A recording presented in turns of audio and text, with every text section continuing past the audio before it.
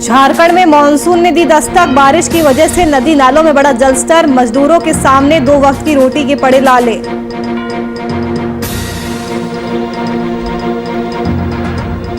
विश्व रक्तदान दिवस पर जागरूकता अभियान पड़ा फीका। शेखपुरा जिला प्रशासन और स्वास्थ्य विभाग का उदासीन रवैया। लोग खून देने में नहीं दिखा रहे दिलचस्पी। बेगूसराय में एसडीओ कार्यालय का घेराव। मां दलित परिवारों को अनाज नहीं मिलने पर आक्रोश। सैकड़ों लोगों ने जमकर किया विरोध प्रदर्शन।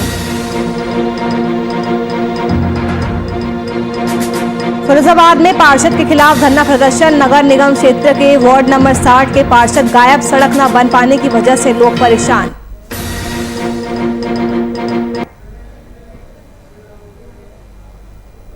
नमस्कार, वीआईपी न्यूज देख रहे हैं आप। मैं आपके साथ नूपुर सक्सेना।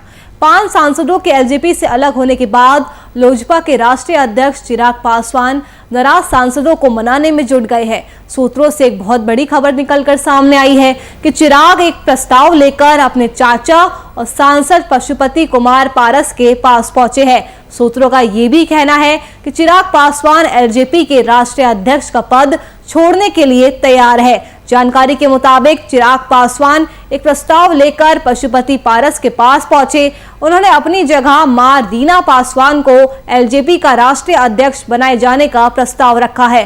फिलहाल अभी ये पूरी तरह से साफ नहीं हो पाया है कि पशुपति पारस की तरफ से इस प्रस्ताव के बारे में क्या कुछ कहा गया है।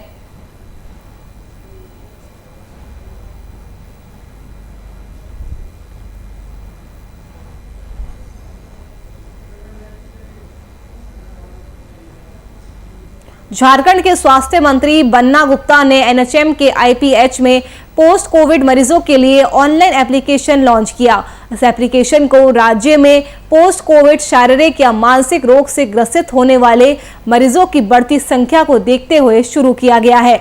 ऐप का नाम निष्ठा स्वास्थ्य संपर्क दिया गया है और यूएसएआईडी के सहयोग से इस ऐप को डेवलप किया गया है। इस ऐप के माध्यम से पोस्ट कोविड मरीजों को निःशुल्क टेलीमेडिसिन की सुविधाएं प्रदान की जाएगी और टोल फ्री नंबर से मदद भी दी जाएगी।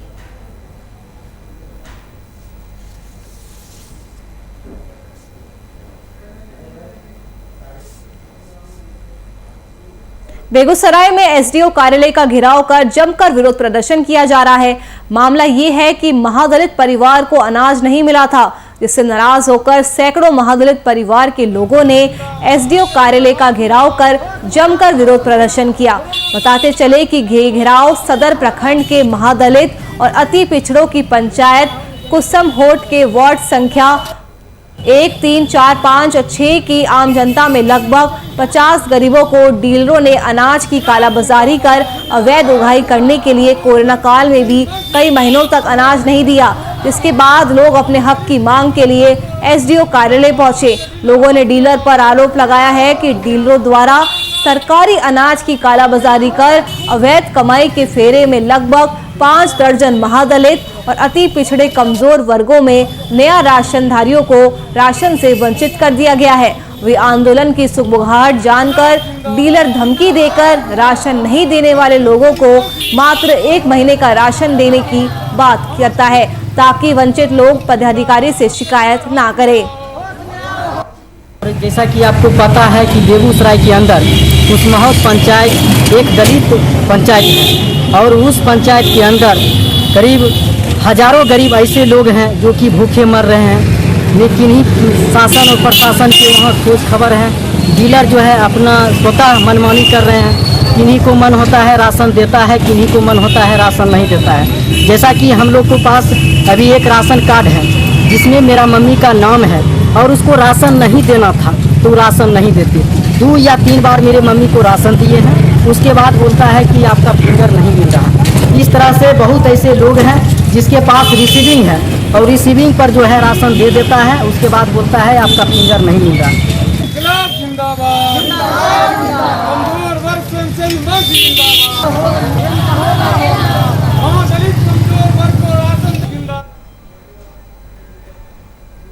झारखंड के जामताड़ा विधायक इरफान अंसारी का एक चाय बनाते हुआ जबरदस्त वीडियो वायरल हुआ है, जामताड़ा विधायक ने देश के प्रधानमंत्री नरेंद्र मोदी को अपने हाथों से चाय बनाकर फ्लास्क में पार्सल की है।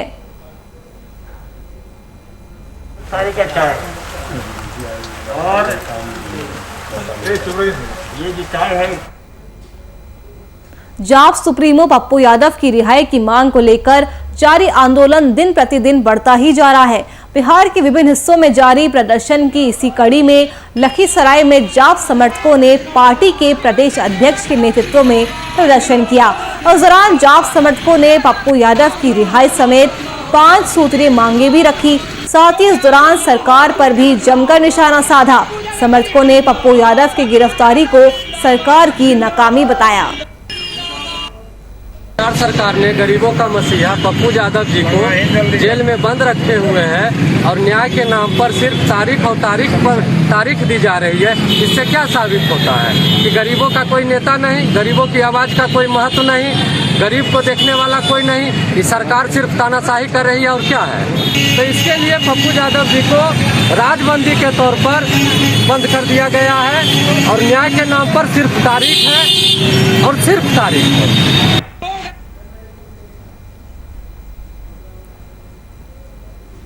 बिहार में कांग्रेस पार्टी के विधायकों द्वारा पार्टी को तोड़े जाने की संभावना को अफवाह और बेबुनियाद करार देते हुए कांग्रेस विधानमंडल दल के नेता अजीत शर्मा ने अपनी कड़ी प्रतिक्रिया जाहिर की है। उन्होंने कहा है कि बिहार में एक भी विधायक पार्टी छोड़कर कहीं जाने वाला नहीं है और वे सभी मजबूती के साथ पार्टी के साथ खड़े हैं और 2024 के लोकसभा चुनाव में सभी विधायक और कार्यकर्ता मिलकर कांग्रेस का झंडा बुलंद करते हुए केंद्र में कांग्रेस पार्टी के नेतृत्व में सरकार बनाएंगे। इसके अलावा उन्होंने ये भी कहा कि सोशल मीडिया पर बिहार कांग्रेस विधायक में चल रही टूट की खबर आश्चर्यजनक है और आजादी के बाद अब तक देश को आगे बढ़ाने का कार्य कांग्रेस पार्टी और उनके नेताओं के द्वारा किया गया है। बड़ा आश्चर्य है कैसे सोशल मीडिया में किस आधार पे दिखा रहा है। आपको बता दें, कांग्रेस पार्टी पूरे देश में सबसे बड़ी राजनीतिक पार्टी है और आज जो भारतवर्ष आजाद हुआ उसके बाद अगर देश को किसी ने बढ़ाने का काम किया वो कांग्रेस पार्टी के नेताओं ने, सभी लोगों ने मिलकर। आज भारतीय जनता पार्टी की सरकार है, क्या काम हो रहा है? सिर्फ झूठे वादे किए जा रहे हैं। इसलिए कोई सवाल नहीं है, कांग्रेस में कोई टूट, एक भी विधायक कहीं नहीं जा रहा है। और आपको बता दें 2024 के चुनाव में लोकसभा में कांग्रेस पूर्ण बहुमत से सत्ता में आएगी, ये हम आपको बताने का काम करते हैं। अफवाहें पर मत जाइए, सच्चाई यही है कि एक भी कांग्रेस का विधायक बिहार में कहीं नहीं जाने वाला है। कांग्रेस का झंडा बुलंद करके 2024 में अपनी कांग्रेस सरकार बनाने का काम करें। विश्व रक्तदान दिवस के अवसर पर विभिन्न सामाजिक संगठनों और जिला प्रशासन के द्वारा लोगों के बीच जागरूकता अभियान चलाकर रक्तदान के प्रति लोगों को जागरूक किया गया। वहीं शेखपुरा जिला प्रशासन और स्वास्थ्य विभाग के उदासीन रवैये और प्रचार प्रसार की कमी के चलते जिले में विश्व रक्तदान दिवस के अवसर पर लोग रक्त देने में ज्यादा उन्होंने दिलचस्पी नहीं दिखाई, जिसके कारण शेखपुरा के ब्लड बैंक में पिछले 2 महीने से किसी भी ग्रुप का खून उपलब्ध नहीं है। वहीं विश्व रक्तदान दिवस के मौके पर एकमात्र रक्तदाता सदर अस्पताल पहुंचा और उसने अपने दायित्व का निर्वहन किया है। सामाजिक कार्यकर्ता सौरभ पांडे ने अपने दायित्व का निर्वहन किया और सदर अस्पताल पहुंच रक्तदान किया है। इस मौके पर सौरभ पांडे ने आम लोगों से रक्तदान अभियान को आगे आकर समाज और देश के प्रति जागरूक होने की अपील की है। में अभी मतलब कि कुछ दिन से ब्लड स्टॉक नहीं है। जिन्हीं को मतलब कि अटेंडेंस को ज़रूरत पड़ता है वो आते हैं डोनेट करके, मतलब वही ब्लड उनको रिप्लेसमेंट कर देते हैं। कितना क्षमता यहाँ है? यहाँ कितना ब्लड रखने की कितना क्षमता है? तो कितना दिन से अंतर है कि जो मतलब अभी 2 महीना से मतलब कि ब्लड था, लेकिन कम अब लोग आज जो है 14 जून को ब्लड डोनर डे मनाया जाता है। इसमें हम लोग भी जो है बहुत लोग को मैसेज वगैरह दिए हैं कि आज के दिन ब्लड डोनेट करना चाहिए। हम दूसरे को ब्लड से किसी का जान बच सकता है और ये प्राइसलेस है। इसमें कुछ ये नहीं है कि ब्लड देने से किसी को हानि है। ब्लड देंगे और भी नया ब्लड बनता है, कई बीमारियों से बचाता है। आज मेरा 5वां रक्तदान है। 4 में शेखपुरा में कर चुका है, एक बार पटना में नागरिक कैंसर अस्पताल में गया था। आज मैं अभी तो मैं पहली बार आया हूँ यहाँ पे। यहाँ भी जागरूकता की कमी है। शेखपुरा के स्वास्थ्य विभाग को चाहिए कि इसको लेके व्यापक पैमाने पर प्रचार प्रसार करवाना चाहिए।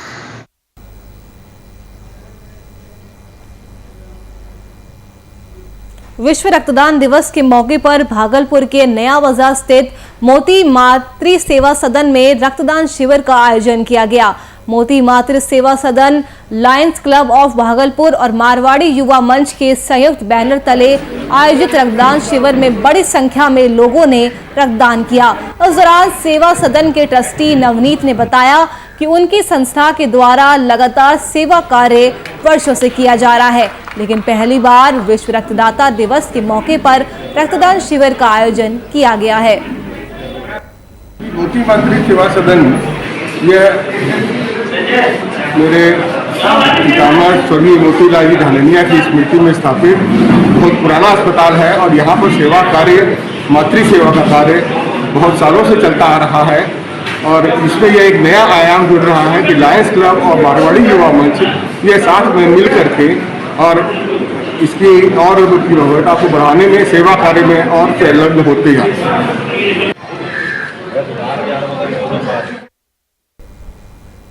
भागलपुर जिलाधिकारी सुब्रत कुमार सेन ने कोरोना से मृत हुए लोगों के लिए अपने कार्यालय परिसर में श्रद्धांजलि कार्यक्रम का आयोजन किया और उन्हें श्रद्धा सुमन भी अर्पित किया।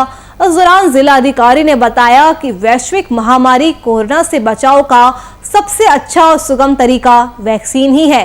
ग्रामीण क्षेत्रों में 16 गाड़ियां और शहरी क्षेत्र में 5 गाड़ियां वैक्सीन को लेकर घूम रही है। वहीं जिलाधिकारी ने लोगों से अपील की कि अपने पूरे परिवार का वैक्सीनेशन जरूर करवाएं और साथ ही साथ आसपास के लोगों को भी इसके लिए जागरूक करें। इसके अलावा उन्होंने कहा कि कोरोना से जितने भी लोगों की मौत हुई है उनके परिवार को 4 लाख रुपए की सहायता राशि भी दी जा रही है। बताते चले कि 16 जून को भागलपुर प्रशासन द्वारा विशेष कार्यक्रम का आयोजन कर वैक्सीनेशन लगाने को लेकर जागरूकता कार्यक्रम का आयोजन भी किया जाएगा। का वैक्सीनेशन कराएं, क्योंकि जो एक्सपर्ट्स की राय है कि जितनी जल्दी हम लोग वैक्सीनेशन कंप्लीट करा लेंगे, वैक्सीनेशन की गति में तेज़ी लाएंगे, अगर फिर कोई लहर इस तरह की आती है इतनी खतरनाक, तो यह वैक्सीन ही बचाव करेगा और उससे जो एक तरह से जान जाने का खतरा रहता है, डेथ्स की संख्या बढ़ती है, तो वो काफ़ी वैक्सीन लगाने से घटेगी, ऐसा एक्सपर्ट्स का राय है। तो मेरी लोगों से अपील है कि लोग जिन्होंने अभी तक जिन लोगों ने वैक्सीन नहीं लिया है वो घर से बाहर निकले और निश्चित रूप से फिरोजाबाद में एक पार्षद ऐसा भी है जिसे ढूंढोगे भी तो वो नहीं मिलेगा, फिर चाहे काम हो कैसा भी। सुनने में थोड़ा आपको अजीब जरूर लग रहा होगा, लेकिन ये मामला बिल्कुल सत्य और सटीक है। ये मामला नगर निगम क्षेत्र के वार्ड नंबर 60 का है, जहां लंबे समय से सड़क ना बन पाने की वजह से वार्ड नंबर 60 के स्थानीय वांशिदे लगातार परेशान है और आए दिन शिकायतें करते रहते हैं, पर पार्षद है कि सुनने का नाम नहीं लेता। इससे परेशान होकर जनता ने नगर निगम कार्यालय में पार्षद के खिलाफ धरना प्रदर्शन किया। रामगढ़ से वार्ड नंबर 60 मक्का कॉलोनी जी, हमारी गली का निर्माण अभी तक एक ही दफ़ा नहीं हुआ। बारिश में पानी भर जाता है, बहुत हालत ख़राब हो जाती है, निकलने की रास्ता ख़त्म हो जाती है, बच्चे अच्छे गिरते हैं और उनके मरने तक का डर रहता है। एक आध बच्चा तो डूब के भी उसमें ख़त्म हो गया है। तो हम लोग पार्षद के पास गए थे एक आध दफ़ा, जब उन्होंने नहीं सुनवाई करी तो हमने CM हेल्पलाइन पे भी कोशिश करी, 2 दफ़ा कंप्लेन लिखाई और फिर उसके बाद में भी हम गए पार्षद जी के पास। तो हमने ये कहा कि भाई हम कोशिश कर रहे हैं और हमने CM हेल्पलाइन पे भी मतलब शिकायत की कंप्लेन लिखा दी है और आप भी कोशिश करो तो ये हमारा काम आसानी से हो जाए।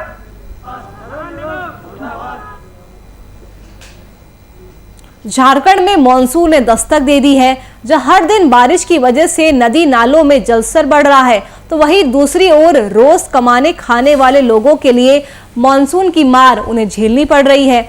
वैसे तो कोरोना महामारी ने पहले ही इनकी कमर तोड़कर रख दी है, तो दूसरी ओर बारिश की वजह से इनके खाने के लाले पड़ रहे हैं।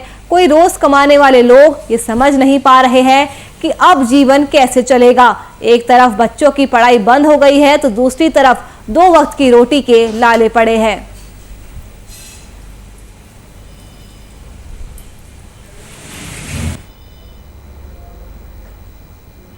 छपरा के बसंत गांव स्थित स्वास्थ्य केंद्र का हाल बेहाल देखा गया है। वहीं ग्रामीणों ने स्वास्थ्य सेवाओं की पोल खोलकर रख दी है। जिला प्रशासन और सूबे के स्वास्थ्य मंत्री मंगल पांडे को स्वास्थ्य केंद्र के हाल की सूचना दी गई, लेकिन इससे जिला प्रशासन की नींद नहीं खुली। वहीं जब बिहार सरकार के स्वास्थ्य मंत्री को व्यक्तिगत तौर पर मिलकर उन्हें इस स्वास्थ्य केंद्र की बहाली को लेकर आवेदन दिया गया तो सिर्फ आश्वासन के सिवा ग्रामीणों को कुछ भी हाथ नहीं लगा। बताते चले कि इस केंद्र का शिलान्यास बिहार के मुख्यमंत्री नीतीश कुमार ने 19 जुलाई 2006 में किया था, लेकिन भवन के तैयार होने के बाद विभागीय उदासीनता के चलते स्वास्थ्य सेवाओं को और बेहतर करने की जरूरत है। इस केंद्र पर स्थानीय दबंगों ने कब्जा कर रखा है और बिजली विभाग से स्वास्थ्य केंद्र के कमरे में अपने नाम का बिजली का मीटर भी लगवा लिया है। ये ताले जो लगे हैं, ये लोग हम बात किए थे गरखा पाथी को, प्रभारी को, तो यहाँ का जो एनएम थी उन लोगों का ट्रांसफ़र कर दिया गया है छपरा। अच्छा। बोली कि हमारी ट्रांसफ़र लोग डिप्रेशन कर दिया है छपरा। तो यहाँ कोविड की सुई जहाँ तहाँ लोग आता है, पंचायत में कहीं कहीं देता है और ये साफ बंद कर दिया गया है। जो एनएम आती हैं तो मतलब अलग कहीं बैठ जाती हैं, यहाँ नहीं बैठती हैं। अलग मैंने उनका डिप्रेशन कर दिया गया है। हम फोन से बात किए तो अलग डिप्रेशन हो गया है उनका भी, और कहाँ हुआ है हमको मालूम नहीं है। अब क्या बोला है कि हम लोग अब आते हैं कोई स्कूल में आके घूम कर कोविड का इंजेक्शन दे रहे हैं, लेकिन यहाँ किसी की बीमारी हो जाए तो इसके लिए न डॉक्टर है न नर्स है, फर्स्ट एड के लिए भी कोई यहाँ नहीं। डॉक्टर यहाँ पहले आए थे लोग, 2 घंटा 1 घंटा रह के चले जाते थे। कितने महीने पहले, कितने साल पहले? 2 साल हो गए। 2 साल हो गए। 2 साल से यहाँ डॉक्टर नहीं आएंगे। तो इलाज कैसे, इस गांव का इलाज कैसे होता है? फिर कहाँ जाना पड़ा? बाहर जाना पड़ता है लोगों को, गरखा जाना पड़ता है, दिघवाड़ा जाना पड़ता है। तो आपने कहीं कंप्लेन, लिखित कंप्लेन किया? हम लोग बात बहुत किए, दरखास्त भी बहुत किया था, लेकिन कोई इस पर सुनवाई ठीक से नहीं हुई। 2 साल के बाद डॉक्टर नहीं आया। अभी तक कोरोना काल चल रहा है। हाँ, कोरोना काल चल रहा है, लेकिन इसमें भी कोई अच्छी नहीं है, तब्दीली नहीं है कि डॉक्टर कम से कम 2-4 दिन भी आ जाए, तो कभी नहीं आता। मतलब आपने 2 साल से यहाँ डॉक्टर नहीं देखा? आरा शहर के चर्चित बैग कारोबारी इमरान खान हत्याकांड में एडीजी 9 मनोज कुमार की कोर्ट ने कुख्यात खुर्शीद कुरैशी सहित 10 आरोपियों को फांसी की सजा सुनाई है। इसके अलावा कोर्ट ने अलग अलग धाराओं में अर्थदंड भी लगाया है। वही केस की सुनवाई सिविल कोर्ट के वीसी रूम में हुई और वीडियो कॉन्फ्रेंसिंग के जरिए सुनवाई हुई थी, जिसमें वीडियो कॉन्फ्रेंसिंग के माध्यम से अभियुक्त की पेशी हुई और बचाव पक्ष के अधिवक्ता भुवनेश्वर तिवारी, अमित कुमार गुप्ता, शिवजीत सिंह, सरकारी पीपी नागेंद्र सिंह भी सुनवाई के दौरान मौजूद रहे। बता दें कि 6 दिसंबर 2018 को शहर के काफी भीड़भाड़ वाले इलाके धर्मन चौक के पास बैग और बेल्ट कारोबारी इमरान को दिन दहाड़े अपराधियों ने गोलियों से भून दिया था, जिसमें आज अपराधियों को फांसी की सजा सुनाई गई है। रंगदारी का रुपया पहुंचाया क्यों नहीं, इस बात का विरोध सूचक एवं उसके भाई ने किया। सभी अपने अपने हाथ में लिए हथियार से ताबड़तोड़ फायर किए, जिससे अकील अहमद को पेट में गोली लग गई और इमरान खान को भी पूरे शरीर में गोली लगी तथा एक बीएसएल कर्मी फारूक को भी गोली लग गई। और सभी अभियुक्तों के विरुद्ध पुलिस अनुसंधान संपूर्ण करके ट्रायल चला और इनके विरुद्ध आरोप पत्र 302, 387, 307, 120B एवं 27 आर्म्स एक्ट के तहत फ्रेम हुआ। हम लोग, हमारे सीनियर अधिवक्ता भुवनेश्वर तिवारी जी ने अपने मुवक्किल का बचाव पूरे मजबूती के साथ सिविल कोर्ट के एडीजे 9 के कोर्ट में हम लोगों ने रखा है और पूरे मुस्तैदी के साथ रखने का काम किया है।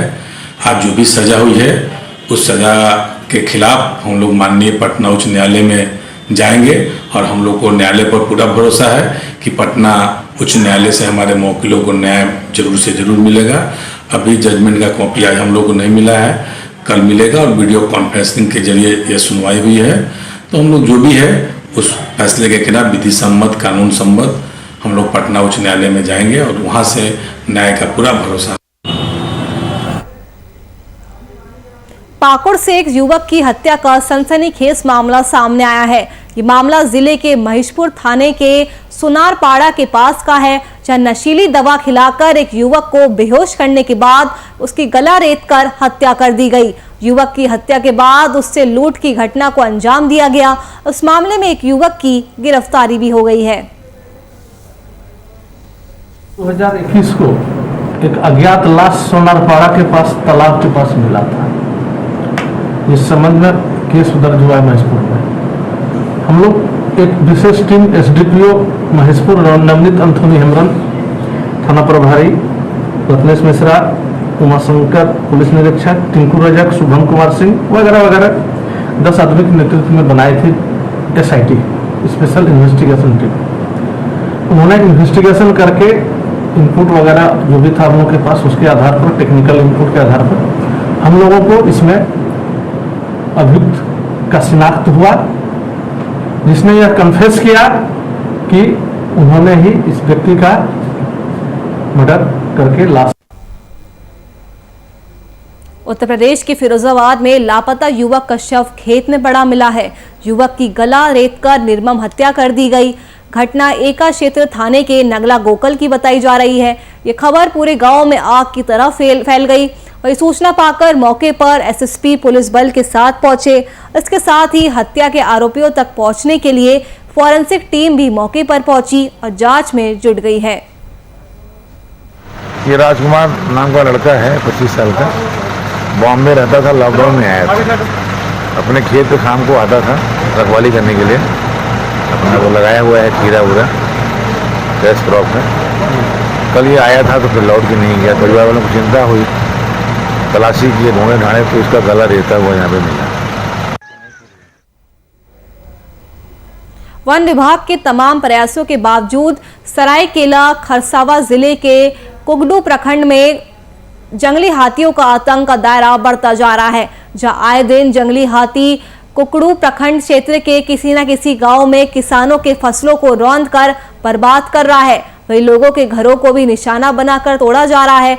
वैसे बीती रात को जंगली हाथियों ने जिले के कुकड़ू प्रखंड क्षेत्र अंतर्गत ईचाडीह पंचायत के चौका एवं आडरदी गांव में जमकर उत्पात मचाया और करीब 1 दर्जन घरों को निशाना बनाकर तोड़ डाला। जंगली हाथियों ने घर में रखे चावल, धान आदि अनाजों को निवाला बनाया। वही घर के बर्तनों को पूरी तरह से क्षतिग्रस्त कर दिया। लोगों ने किसी तरह भागकर अपनी जान बचाई। इधर जंगली हाथियों के लगातार आतंक से लोगों में भय का माहौल बना हुआ है। ये रात 1:30 बजे का घटना है। हम लोग सोए हुए थे घर में और अचानक आके मैंने एस्बेस्टर का आवाज सुनाई दिया। तब हम लोग सुने कि कोई हाथी का ही प्रकोप हो सकता है, जिसके कारण मैंने घर से निकलने का भी कोई रास्ता नहीं था। मजबूरन उसी प्रकार से निकले। मोटा मोटी हमारे चौका दरडे में 8-10 घर तोड़ दिया।